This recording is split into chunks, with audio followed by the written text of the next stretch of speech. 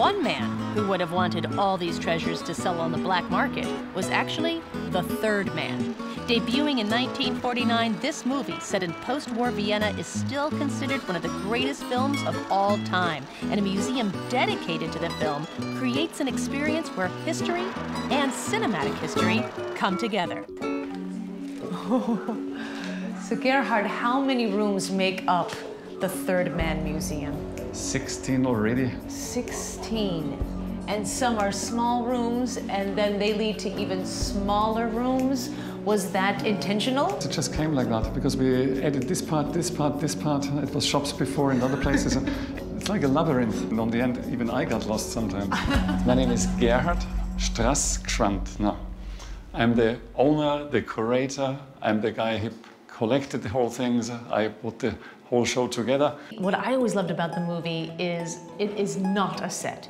The actors and the police officers are running down the actual rubble of a bombed-out city right after World War II. I use it as a door opener into a time frame of history which here is not known much, unfortunately. This movie is a cult favorite. I mean, people love this movie. It was in all the Western countries, in all of them, a huge success, except in Austria.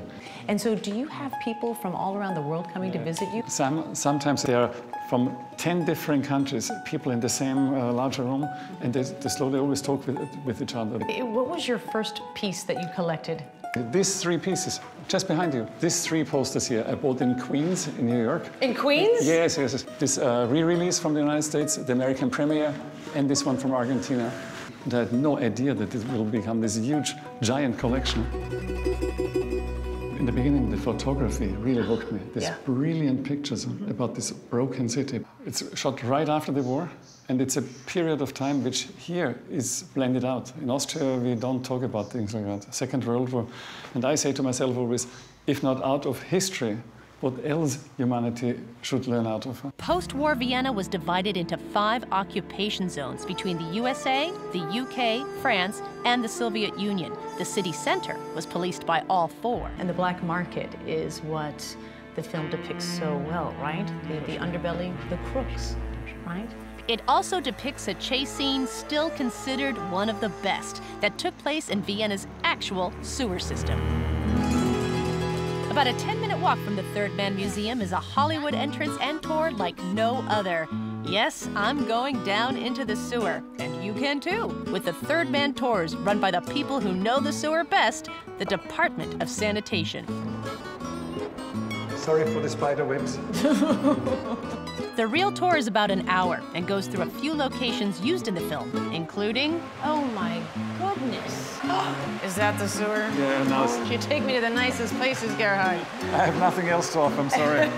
The chase scene came right by here, and because I know you're wondering, yes, it's smelly, but not as smelly as I thought. And then we ended here, a massive tunnel, home to an underground river. What an amazing space, and I completely remember this from the film.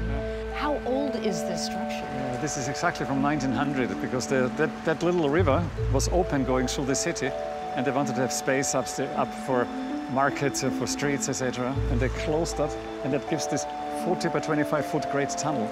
The Third Man Museum and its locations leave you with a certain feeling. Do you trust me? No. Oh, wow. But I've got my little gun in my pocket. I've seen the movie.